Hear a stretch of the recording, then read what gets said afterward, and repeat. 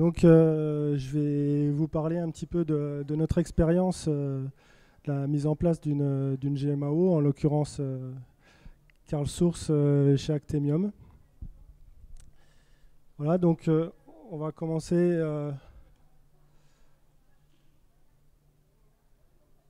par voir un petit peu qui nous sommes, Actemium Maintenance Belfort, voir notre activité de maintenance et tout ce qu'on fait donc, chez nos clients. Je vais donc vous parler du projet GMAO, tout ce qui s'est déroulé jusqu'à maintenant et les bénéfices qu'on en a tirés nous, mais surtout les bénéfices qu'en tirent nos clients, malgré que ce soit notre GMAO. Je vous ferai donc aussi un bilan général de tout ce que ça a entraîné aussi pour l'entreprise et puis les perspectives d'évolution pour les années à venir.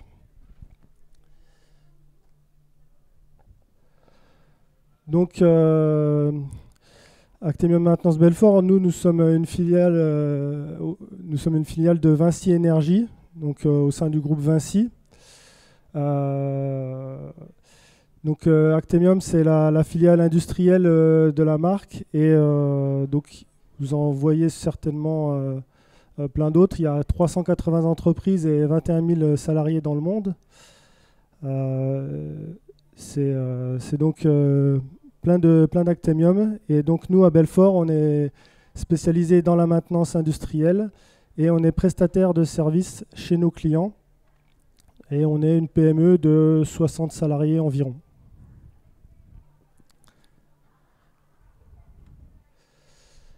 Voilà, donc nous, notre histoire, il y a eu un gros changement il y a 2 ans, en 2019. On a fait construire un tout nouveau bâtiment juste à côté de Belfort, dans une petite ville qui s'appelle Héricourt, au bord de l'autoroute, et on a donc fait construire un bâtiment spécialement dimensionné pour toutes nos activités de maintenance, à savoir les activités de maintenance mécanique, hydraulique, automatisme et chaudronnerie également. Donc un bel atelier tout neuf, des beaux espaces de travail. Et cette nouvelle implantation, en fait, elle nous permet d'être plus facilement accessible pour nos clients et pour nos techniciens, aller rapidement intervenir chez nos clients. Depuis lors, depuis 2 ans, nos activités elles s'élargissent. On enregistre chaque année beaucoup plus de clients que d'année en année. Et on a même une agence également maintenant à Bar-le-Duc en Lorraine.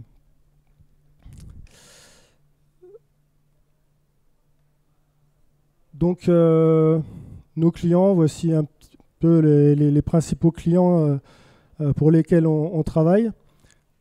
Juste un mot pour vous dire notre vocation. Pour eux, c'est de favoriser la mise en place d'une organisation de maintenance qui soit efficiente. Et notre ambition, c'est d'être reconnu chez eux comme un acteur majeur et l'acteur principal, spécialiste dans la maintenance des moyens de production et des moyens de levage, on le verra aussi.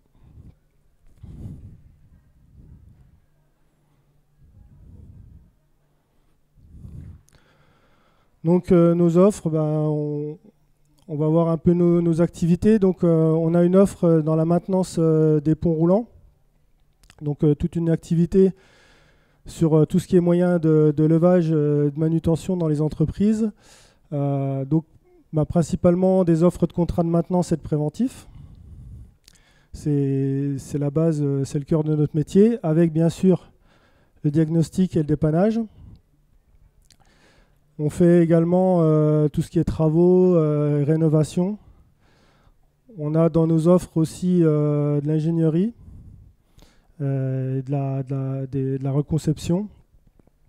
Et puis une particularité sur la maintenance des ponts roulants, c'est tout ce qui est échec en charge et gestion des contrôles réglementaires, en l'occurrence les visites générales périodiques. Dans le domaine de la machine-outil et des moyens de production, c'est un petit peu la même chose, hein. On va retrouver aussi, on fait du contrat de maintenance, bien sûr. On a une équipe qui est également dédiée à faire du rétrofit, principalement sur les machines-outils ou en robotique, et de la géométrie de machine-outils avec laser, interféromètre, ball bar, etc. Et en traditionnel également. Et puis tout ce qui est intervention, travaux divers. Et notre spécificité aussi chez Actemium Maintenance Belfort, c'est de faire de la mise en conformité machine avec le label CMSE.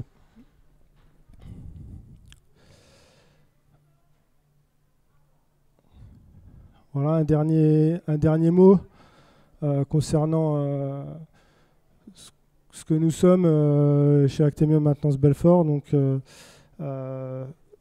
on essaye d'être le plus mobile et réactif pour nos clients. On met l'accent, bien sûr, sur tout ce qui est maintenance préventive juste à temps. On a une stratégie de maîtrise des coûts. L'idée, c'est de respecter nos engagements en termes de prix et de délai. C'est notre cheval de bataille. On reste bien sûr en veille technologique, c'est-à-dire on met en place des process d'amélioration continue chez nos clients, des plans de progrès également. Et puis, on s'appuie sur notre nouvelle GMAO pour piloter toute notre activité de maintenance chez nos clients. Donc, cette GMAO qui nous aide dans notre développement, donc c'est Carl Source. Donc c'est un projet qui a été mis en place il y a 4 ans. Donc c'est un projet qui s'est déroulé en 3 phases sur 12 mois. Donc avec la partie appel d'offres, un déploiement partiel sur des sites pilotes et puis un déploiement final. Donc dans l'appel d'offres, on est parti d'un état des lieux qui était assez simple. On avait une base de données existante mais totalement obsolète qui datait des années 80, qui était sous DOS. Donc c'était un petit peu germinal. On a défini notre besoin. Donc notre besoin, c'était une GMAO avec une mobilité intégrée, puisque on intervient chez nos clients. Donc il faut absolument qu'on puisse être mobile. Donc de nos jours, elles le font toutes, mais il y a 4 ans, elles n'étaient pas encore forcément toutes au même niveau de ce point de vue-là. Une GMAO aussi qui soit évolutive et adaptable, parce qu'en fait, comme on est multi-client, chacun d'entre eux, il a des besoins qui lui sont propres, des façons de fonctionner qui lui sont propres, et il faut aussi qu'on soit en capacité de s'adapter à tous ces besoins. Et un dernier point aussi, on voulait revenir à un seul outil de gestion unique, en dehors de l'ERP, pour gérer nos documentations, nos interventions, la planification, l'ordonnancement. On suit également tout ce qui est budgétaire, le stock, et même, comme on est prestataire, on suit même nos devis dans notre GMAO. Donc, comme je vous l'ai dit, le déploiement partiel, on a commencé à déployer les premiers modules essentiels sur un site pilote, à savoir l'arborescence des équipements, la gestion des travaux et des ressources, dans un premier temps. Et après, on est passé à un déploiement final avec toute la gestion de stock, la gestion de nos devis, les suivis budgétaires et l'analyse des KPI de tous les indicateurs donc, qui sont présents dans la GMAO. Pour autant, on ne s'est pas arrêté là, parce que il faut que ça continue d'évoluer. Déjà parce que nos clients en ont besoin, mais même nous, dans notre activité, on a besoin de toujours évoluer. Donc après 18 mois, on est passé d'une version 4 à une version 5. On a mis en place des accès pour les demandes d'intervention et les carnets de maintenance à nos clients. Donc ils peuvent directement se connecter sur notre outil pour nous faire les demandes d'intervention et visualiser leur carnet de maintenance. On a mis en place également une exploitation de données sous Microsoft Power BI. Ça nous permet d'avoir des analyses plus fines et interactives. J'en parlerai tout à l'heure. On a également pris l'option Open Intervention. Donc c'est une option qui permet de connecter notre GMAO à des systèmes externes, et notamment celle des clients, puisque ce qui peut intéresser certains clients, c'est de récupérer nos données pour alimenter leur base et donc leur carnet de maintenance en propre dans leur système, malgré qu'ils nous font intervenir nous en tant que sous-traitants. On a mis bien sûr des jobs d'envoi automatique, donc de rapports par mail. Donc c'est des PDF en fait, hein, qui sont envoyés par mail. Donc ça peut être aussi bien en interne que pour nos clients. C'est pareil, c'est en fonction du besoin. Et puis la dernière option qu'on a prise dernièrement, c'est Ctrl+S. Donc c'est un petit peu différent d'une connexion de GMAO. Là en fait on va se connecter mais avec les systèmes informatiques des organismes réglementaires. Donc au lieu de recevoir simplement des rapports PDF ou des récapitulatifs au format Excel, qu'on peut des fois extraire sur les bases de données, sur les accès qu'on a avec ces prestataires-là, là, on a directement un transfert de fichiers qui se fait et qui permet de générer directement les rapports dans notre GMAO et de pouvoir programmer les interventions de correction des différents points réglementaires qui auront été vus par le contrôleur de l'organisme. Donc, une illustration du process continu des demandes d'intervention. Donc dans CarlSource, on part d'une arborescence d'équipement, on définit un ou des plans de maintenance, des gammes de maintenance préventive, ça va à l'ordonnancement, et ensuite, nos techniciens vont passer à la réalisation directement depuis leurs terminaux, tablettes ou smartphones. Ils vont pouvoir saisir tout ce qu'ils ont à saisir, les anomalies qu'ils ont relevées, prendre des photos, s'ils ont sorti du matériel, flasher le QR code pour flasher la sortie du matériel, dicter également leurs commentaires, leurs rapports et faire signer aussi les fins de travaux directement aux clients sur place. Ensuite, on va avoir, ça va remonter dans CarlSource et donc ça nous permet de générer des demandes d'intervention lorsqu'il y a des anomalies qui ont pu être constatées lors de la maintenance, qu'elles soient correctives ou préventives.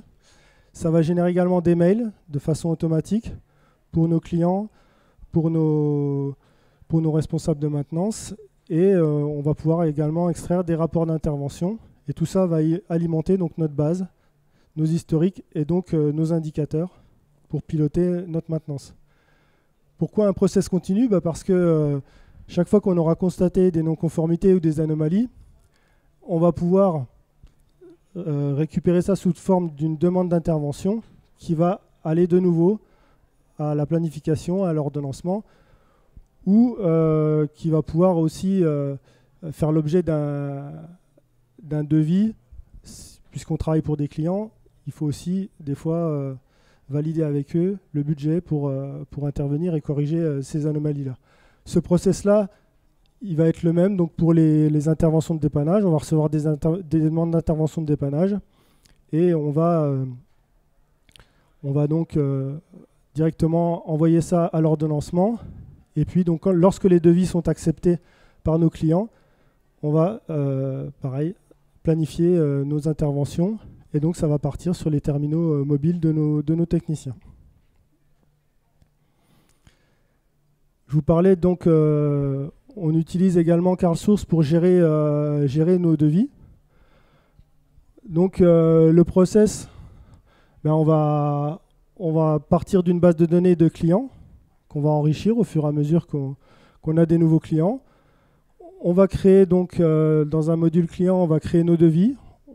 Dans le devis, on va mettre les moyens matériels et humains dont on aura besoin, les fournitures et achats de prestations dont on aura éventuellement besoin également. C'est soumis au client et en cas d'acceptation du devis, comme tout est sur une base unique, tout va être interconnecté, c'est-à-dire que ça va générer automatiquement l'intervention qui va aller à l'ordonnancement, ça va générer automatiquement les demandes d'achat si dans notre devis on avait prévu des achats, et pareil pour les ressources humaines, etc. On va avoir directement, l'intervention va être tout de suite planifiable pour y mettre les bonnes équipes, les bons techniciens en face. Donc c'est l'intérêt d'avoir sur un même système tous ces modules. Et de la même façon, voilà, si on a besoin de réviser notre offre, on travaille toujours en boucle fermée et on va pouvoir faire une montée d'indice sur notre devis.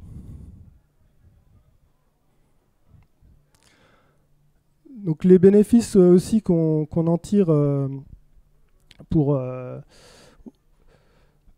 nos gestionnaires, nos chefs d'équipe, c'est un suivi renforcé parce que pour nos techniciens, l'intérêt c'est que eux, ils vont pouvoir avoir accès aux données qu'on leur aura préparées et aux données historiques sans avoir forcément besoin de passer des coups de fil, de préparer un certain nombre de documents comme prendre le schéma électrique ou voilà, un certain nombre de choses avant l'intervention. Ils savent qu'après, ils vont avoir des données sur leur smartphone.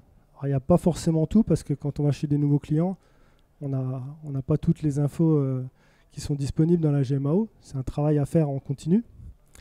Mais pour les clients chez qui on intervient de façon récurrente, ils vont avoir l'historique des interventions sur l'équipement sur lequel ils sont amenés à travailler. Ils vont pouvoir également visualiser les photos qui auront pu être prises, mais eux, prendre les photos qu'il y a à prendre, flasher des QR codes pour savoir s'ils sont au bon endroit sur l'équipement, flasher des QR codes pour faire des sorties aussi, des sorties magasins. Lorsqu'ils constatent des anomalies, ils ont aussi la possibilité de noter la criticité du problème qui est constaté, ce qui est relativement important. Une vraie avance aussi, un vrai gain de temps et qui nous permet aussi d'avoir une bonne compréhension de ce que font nos techniciens qui sont loin de chez nous, c'est la diction des rapports. Puisque en fait, voilà, smartphone ou tablette, ou même sur un PC, quand il s'agit d'écrire ce qu'on a fait et d'expliquer ce qu'on a fait, notre démarche de dépannage, etc., c'est pas forcément aisé. Et sur un smartphone, c'est compliqué. Hein, il faut taper. Alors les jeunes maintenant, ils y arrivent relativement bien, mais bon, on peut avoir les mains un peu sales, etc. C'est pas toujours évident.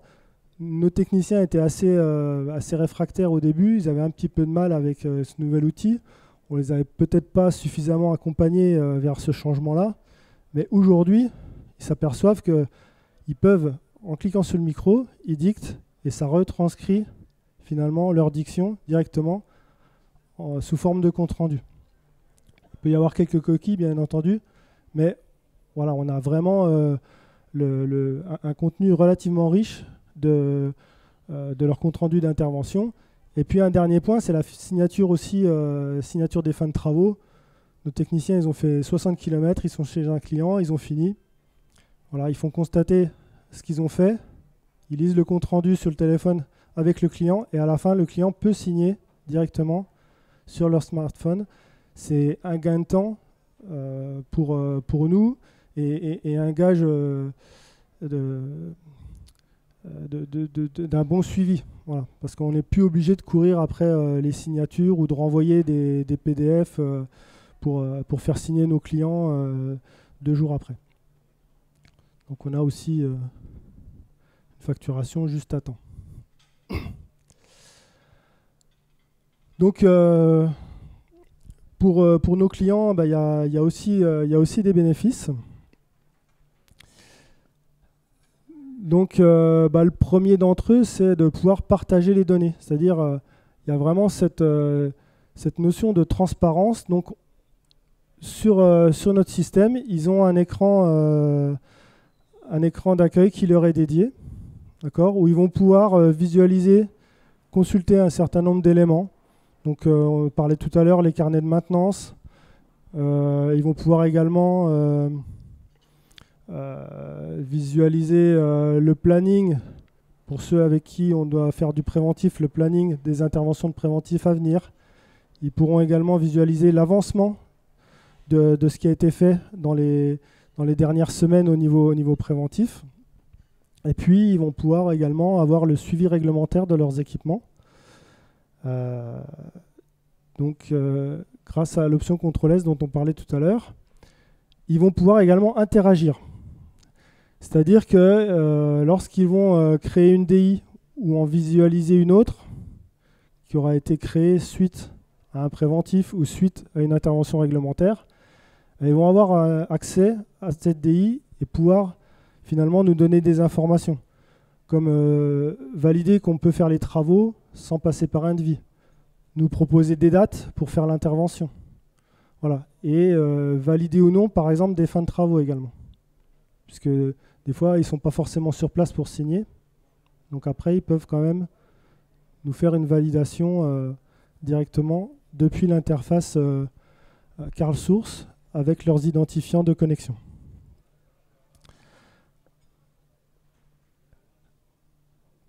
Ce qui est également très intéressant pour nos clients sur cette interface, c'est d'avoir un suivi qui soit un suivi pour chaque équipement. Donc, par exemple, si on fait des relevés de mesures, alors quels qu'ils soient, mesures de température pour du process, des mesures d'isolement moteur, lorsqu'on fait de la maintenance préventive, les compteurs horaires bien sûr, etc. etc. Tout va être historisé dans le système et ils vont pouvoir consulter l'évolution de ces mesures. Donc pour certaines, pour les compteurs, vous aurez une courbe qui va forcément être croissante. Mais voilà, pour d'autres types de relevés, vous pouvez mettre des seuils mini, maxi, des seuils d'alerte, des seuils de défaut qu'on voit sur le graphique. Donc c'est ce qui est très intéressant pour eux. Ils n'ont pas besoin de nous demander où est-ce qu'on en est. Ils ont directement accès à la donnée. De la même manière, ils peuvent consulter tout ce qui a été fait donc, sur leur équipement. Donc les carnets de maintenance, pour chaque équipement, ils ont la liste de toutes les interventions qu'on a fait chez eux. Tout ce qu'on a fait et tout ce qui est potentiellement à faire, puisqu'ils restent souvent sur des équipements, des DI en attente de traitement. Parce qu'on n'a pas eu le temps, parce qu'il n'y a pas forcément le budget, voilà, pour diverses raisons, parce qu'il n'y a pas d'arrêt de production dans les semaines à venir, mais on a quand même des fois des problématiques qui sont sous forme de demande d'intervention. Donc à chaque fois qu'on a relevé une anomalie, on transforme ça en une demande d'intervention, c'est-à-dire c'est un besoin pour l'équipement. Et toutes ces demandes-là, lorsqu'elles ne sont pas traitées et transformées en intervention, ils peuvent les consulter et voir tout ce qui reste à faire, toutes les problématiques qui restent sur leurs équipements, même s'ils ne sont pas réellement en mode dégradé. Ça peut être simplement des choses bénignes. Enfin, dernière chose, ils peuvent avoir aussi en accès direct, c'est ce que je vous disais tout à l'heure, le suivi réglementaire, donc avec un rapport PDF complet sur tous leurs équipements. Et puis, pour chaque anomalie qui aura été constatée par l'organisme réglementaire, ils auront un état d'avancement. Donc, soit lorsque c'est en vert, ça a été traité depuis, soit lorsque c'est en orange, ça a été planifié. Et puis, lorsque ça reste en blanc avec à traiter en rouge, on comprend bien que... Voilà. Donc, tout ça, c'est toutes ces DI-là, celles qui ont été traitées, celles qui vont l'être et celles qui restent encore à traiter, mais sur la partie réglementaire. Donc, ça a vraiment un intérêt pour nos clients en cas d'audit, parce qu'on sait que maintenant, on est beaucoup audité dans la maintenance pour savoir l'état réglementaire des équipements. Ils ont également un gros avantage aussi, nos clients, c'est de pouvoir avoir un suivi en temps réel sous forme de mail. C'est-à-dire qu'à chaque fois qu'on va intervenir, chaque fois qu'on transforme une DI en intervention et qu'on va démarrer les travaux chez eux, ils vont recevoir un premier mail. Donc c'est le premier qui est... Je ne sais pas si mon laser il marche. Non. C'est le premier qui est au-dessus. Donc c'est un mail tout simple pour dire voilà, on prend en compte la DI, c'est sur tel équipement, on a la date, l'heure, c'est horodaté. Et donc on sait que le client il sait qu'on intervient sur cet équipement. Donc c'est soit qu'il nous l'a validé, soit c'était un devis qui était accepté. Et ensuite, il a le deuxième mail en fin d'intervention. Donc instantanément, lorsque l'intervention est soldée, instantanément, le mail part. Donc ça vient en copie vers nos donneurs d'ordre et ça va aussi en copie vers le client. Donc dedans, il a le détail de l'intervention avec le compte-rendu qui a été dicté par le technicien. Et s'il a été signé, la fin de travaux a été signée par exemple par un de ses collègues, il aura également l'information qui peut remonter. On peut avoir aussi ce genre d'alerte instantanée par mail sur des indicateurs. Tout à l'heure, je vous montrais des indicateurs avec des seuils. Voilà. Lorsqu'on franchit un seuil, ça envoie un mail. Et donc, on peut directement avertir les responsables en question, comme quoi, sur une mesure, on a franchi un seuil pour pouvoir déclencher après une intervention. Et puis, on a également des mails qu'on peut envoyer aussi à intervalles réguliers avec des rapports, par exemple, sur le suivi réglementaire. Chaque mois, on envoie le rapport avec l'état réglementaire pour voir si ça a avancé d'un mois à l'autre. Donc, on peut envoyer ça aux clients de façon régulière. Les relevés de mesures, pareil, toutes les semaines, tous les mois, pour voir comment évolue chacune de ces mesures. Enfin, je vous en parlais tout à l'heure au niveau pilotage. Ce qui est intéressant aussi pour nos clients, c'est qu'on fait avec eux des revues de contrat, donc mensuelles, trimestrielles, annuelles. Et donc, avec l'outil Microsoft Power BI, on a la possibilité d'aller directement exploiter les données issues de CarlSource en direct. Et Power BI, en fait, c'est un outil de présentation de rapport où tous les graphiques sont interactifs, c'est-à-dire qu'ils vont interagir entre eux, d'accord, comme des filtres. Donc à chaque fois qu'on va vouloir affiner un graphique, voir ce qui se cache derrière, on va pouvoir directement en cliquant dessus, voir qu'est-ce qui est contenu dans ce chiffre ici ou dans celui-là. Donc ça permet, lorsqu'on anime une réunion et qu'on veut essayer de comprendre ce qui se passe, d'avoir un pilotage et de pouvoir échanger instantanément avec le client plutôt que de lui dire attendez, je ne sais pas, je reviendrai vers vous pour vous dire pourquoi on a dépensé 10 000 € sur tel ou tel équipement, alors qu'ici, on peut aller creuser dans le détail directement. On a l'information qui est directement connectée. En plus de ça, une fois qu'on a construit un petit peu nos graphiques, on a juste à les actualiser pour chaque réunion. On actualise et tout se met en forme, tout est directement remonté de CarlSource juste en cliquant sur une actualisation avant de démarrer la réunion.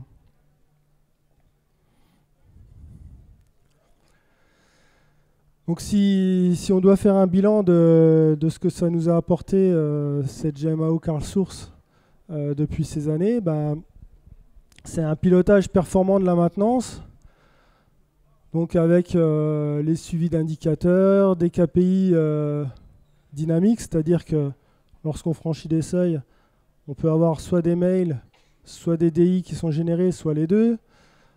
Bien sûr, l'outil de mobilité CarlTouch, qui est très important pour nous. Et puis, c'est un outil unique pour tout ce pilotage, parce qu'on a plusieurs modules, équipement, gestion des travaux, du stock, des achats, etc. Tout est sur la même interface. Donc voilà, après je vous ai mis, c'est disponible partout, tout le temps, même quand on n'a pas de 4G. ou pas de Wi-Fi. Ça, nos techniciens, tout ce qu'ils font, tout est enregistré. Et dès qu'ils ont de la connexion, on est en mode asynchrone, dès qu'ils ont de la connexion, ça remonte directement dans CarlSource. Donc il n'y a pas de perte de données. C'est multi-client, multi-site, c'est interopérable, on l'a expliqué tout à l'heure. Et puis c'est interfaçable avec les organismes de contrôle.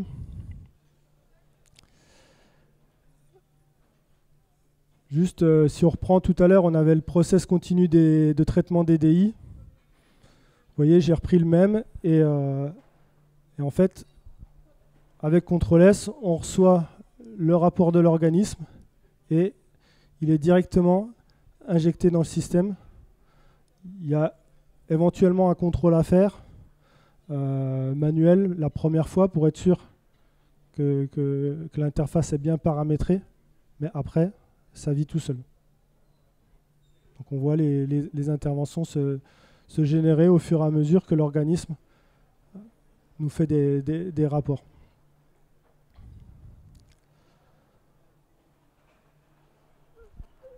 Le bilan aussi, c'est on a gagné en confiance avec nos clients et ça permet aussi quelque part de les fidéliser puisqu'il y a une certaine transparence, ils ont accès, on leur donne accès à nos informations, donc ça les rassure parce qu'ils ont directement une visu de ce qu'on fait et de l'historique et des carnets de maintenance sur leurs équipements.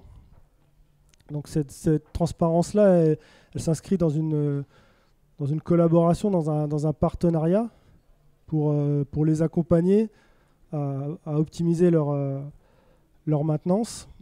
Et donc tout cet environnement-là, pour nous, c'est vraiment l'outil qui nous permet de piloter efficacement la maintenance avec nos clients. De la même manière, je dirais, avec CTRL-S et CarlTouch, pour nous, c'est aussi un vrai gage de sécurité, de rigueur, un vrai gage de rigueur dans le suivi de notre activité, pour nous, et pour nos clients dans le suivi réglementaire. Il y a vraiment quelque chose, c'est ce qui transpire de ce que ressentent nos techniciens, et c'est ce que ressentent aussi nos clients. C'est ce qu'ils nous disent, en tout cas.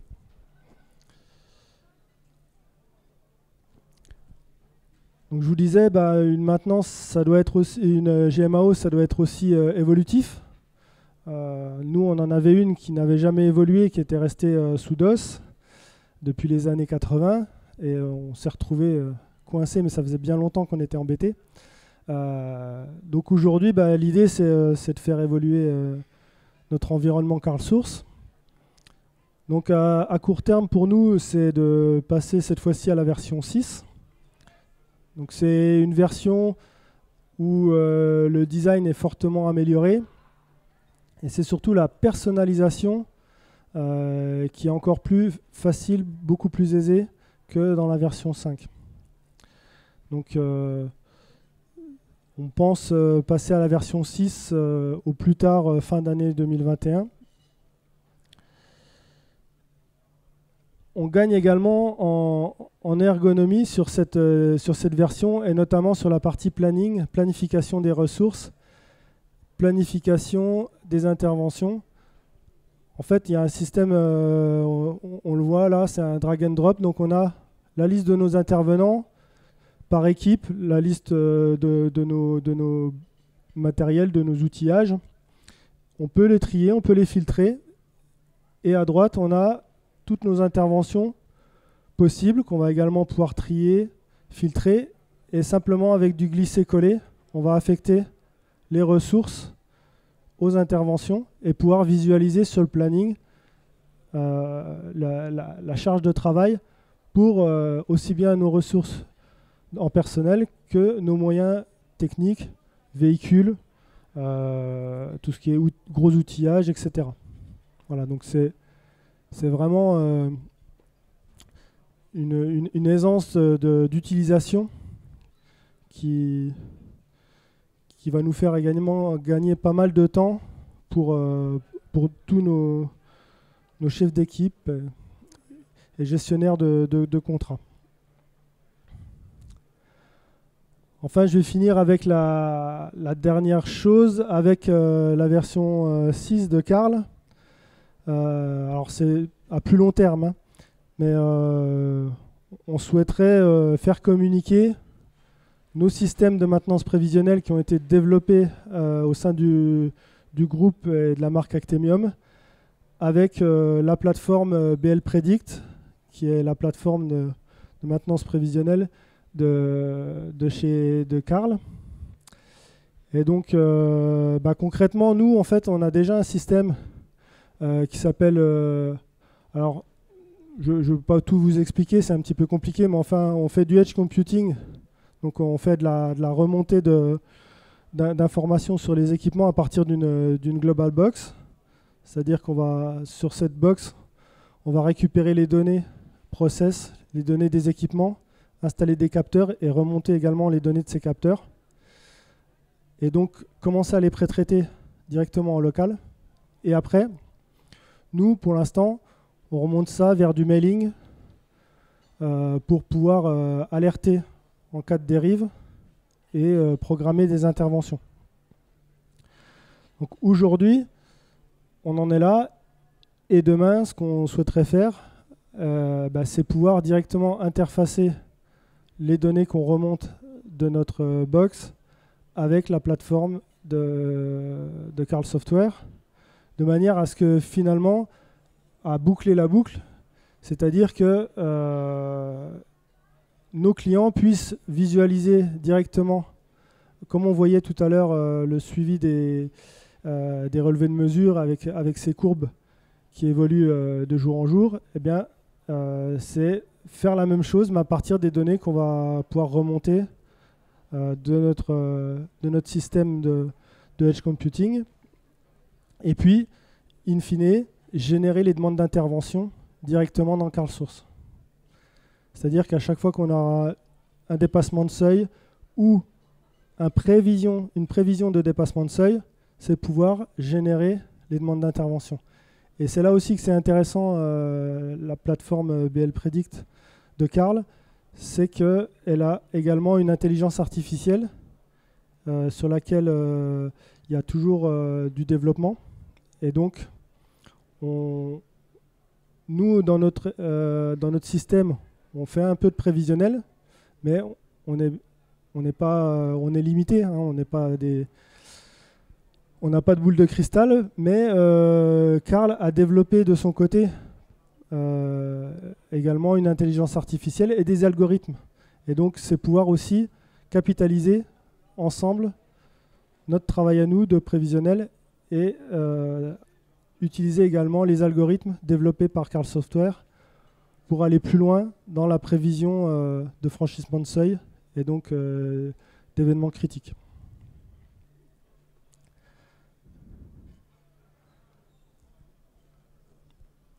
Voilà, j'ai fini. Merci beaucoup, David. Merci. D'ailleurs, donc David Libor, responsable méthode, parce que je crois que vous n'étiez pas présenté oui. Du coup, mais voilà, maintenant c'est fait. Merci beaucoup pour cette très belle présentation, ce beau retour d'expérience. Avant d'entamer des questions, peut-être vous avez parlé de la mise en œuvre de Carl Source dans votre, au sein de la maintenance. Est-ce qu'il y a des moments où il y a eu, je ne sais pas moi, des erreurs qui ont été faites? Quelles sont, s'il y avait des choses à refaire, qu'est-ce que vous ne referiez pas plutôt? Oui, bien sûr, il y a eu pas mal d'erreurs. J'en discutais avec Caroline qui a fait la présentation juste avant moi. C'est vrai que nous, c'est surtout dans le projet en fait où on n'a pas respecté un petit peu ces étapes clés que tu expliquais, où on est parti en se disant ça va plaire à tout le monde, c'est moderne, c'est fluide, on va mettre ça en place et on n'a pas du tout préparé ça en fait. Donc à la fois on a laissé le projet à une seule personne, donc on n'a pas forcément bien fédéré autour de nous. Alors moi je suis arrivé en cours de projet, hein, j'ai pris le projet en cours derrière cette personne-là. Ça a été un peu compliqué Et ce qui a été également compliqué, c'est de voir qu'on n'avait pas non plus préparé les gens au changement. Parce qu'on s'est dit, bah, ça va être bien, ils ont tous des smartphones, ça va leur plaire. Bah, en fait, on a galéré au début.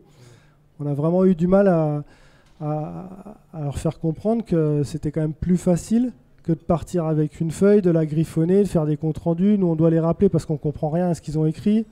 Il y a tellement de gras dessus qu'on n'arrive même plus à voir ce qui est écrit. Enfin, voilà.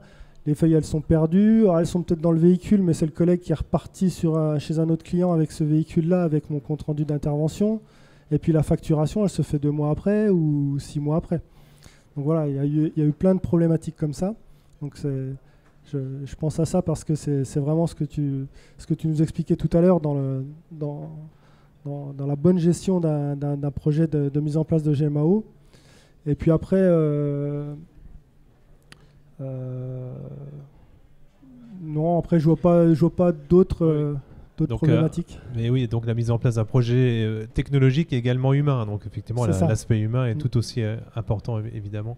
Y a-t-il des questions? Avez-vous des questions particulières? Vous avez eu tout bon. Ah. Moi, j'en ai une, David, sur le Power BI. Est-ce que c'est facile à utiliser, plus facile que le SQL BERT, l'outil de Carl? Pourquoi tu es parti sur Power BI du coup? Ouais, c'est beaucoup plus facile. Alors, en fait, ça dépend. Ouais, pour générer des rapports, effectivement, BERT, ça demande à faire du SQL. Donc il faut être un tout petit peu informaticien. Moi, j'y suis pas du tout. Je m'y suis mis, mais c'est compliqué. Voilà, je vais faire des rapports qui sont pas forcément hyper élaborés, donc je vais pas avoir des indicateurs très très fins. Et puis ça me prend du temps. Et puis le rapport, il est figé. C'est un PDF, c'est-à-dire qu'au moment où j'extrais mes données, il est figé. Si je vais voir mon client dans 1 heure, j'ai que ces données-là à lui montrer. Voilà. Avec Power BI, je vais voir mon client, j'actualise. Et puis, on peut regarder des indicateurs qui sont beaucoup plus fins, beaucoup plus élaborés, parce que l'outil est beaucoup plus intuitif. C'est un petit peu comme Power Pivot dans Excel, mais en plus... je ne sais pas comment dire ça, mais c'est vraiment plus souple, quoi. Et du coup, c'est toi qui les as tous développés là sur Power BI? Moi et mes collègues méthode. Alors, il a fallu qu'on se forme un petit peu à cet outil assez moderne. Hein. Ça fait quelques années que ça existe, mais c'était pas très démocratisé. Et puis on a eu un jeune dans le groupe Actemium qui a proposé de former au sein d'Actemium donc des gens à utiliser Power BI et à le paramétrer. Donc c'est vrai qu'aujourd'hui, en plus, on peut facilement le faire à distance, échanger avec nos clients grâce à cet outil-là, en fait. Merci. Avez-vous des questions?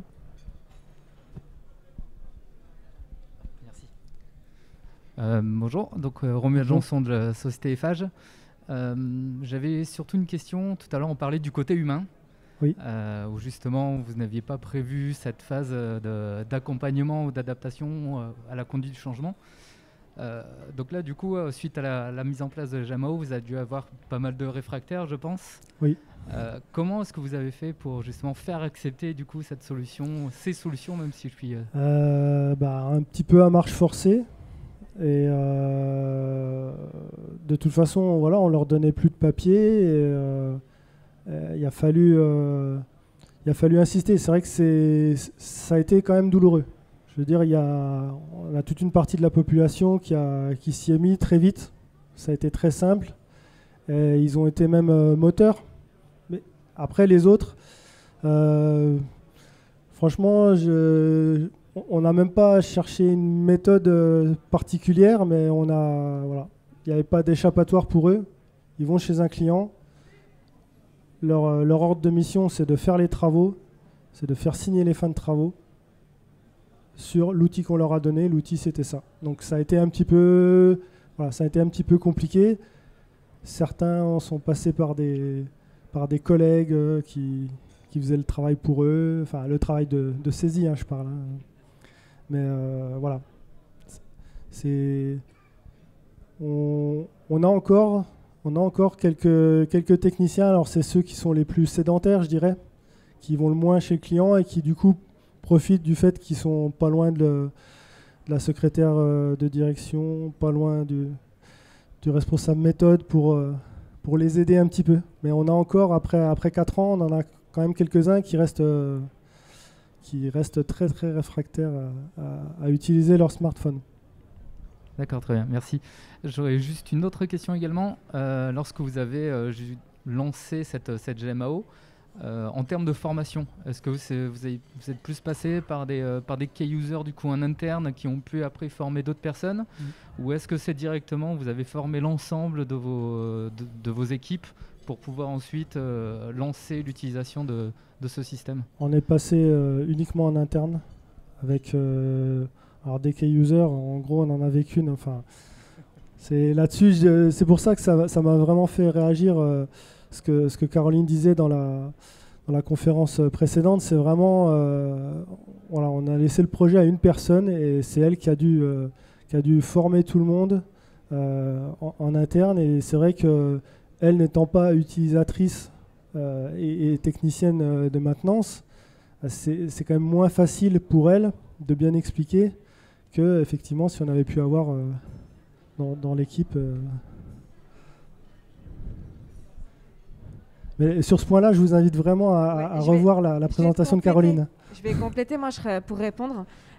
David a totalement raison, il faut des key users, mais il faut faire super attention, ils ne sont pas tous formateurs. Moi, j'ai eu le cas, c'est en Allemagne, donc je l'ai fait faire par le key user, qui lui, en plus, était maintenance. Il comprenait super bien, on a tout développé ensemble, mais quand il a été face à des collègues, mais incapables de former. Donc ça, il faut faire très attention. C'est bien d'avoir les personnes qui parlent le langage de la maintenance, mais il faut s'assurer qu'ils ont aussi la carrure de former.